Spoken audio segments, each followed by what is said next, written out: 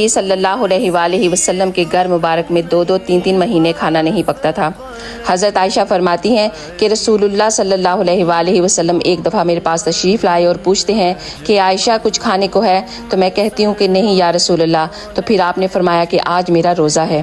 حضرت انس بن رضی اللہ تعالیٰ عنہ نے فرمایا ایک مرتبہ حضرت فاطمہ الزہرا نبی کریم صلی اللہ علیہ وآلہ وسلم کی خدمت میں روٹی کا ایک ٹکڑا لے کر آئیں۔ آپ صلی اللہ علیہ وآلہ وسلم نے پوچھا کہ تمہیں یہ ٹکڑا کہاں سے ملا ہے؟ تو انہوں نے بتایا میں نے ایک روٹی پکائی تھی، میرے دل کو گوارا نہ ہوا کہ میں اکیلی اس کو کھاؤں، اس لیے یہ ٹکڑا آپ کے لیے لے کر آئی ہوں۔ تو نبی کریم صلی اللہ علیہ وآلہ وسلم نے فرمایا کہ یقین کرو بیٹی، تمہارے باپ کے منہ میں 3 دن سے کوئی لقمہ تک نہیں گیا، یہ پہلی روٹی کا لقمہ ہے جو 3 دن کے بعد میں کھا رہا ہوں۔ اللہ اکبر۔ حضرت سیدنا عائشہ بتاتی ہیں کہ آل رسول نے کسی بھی دن 2 وقت کھانا نہیں کھایا، اس میں ایک دن کھجوریں ہوتی تھیں اور ایک دن پانی ہوتا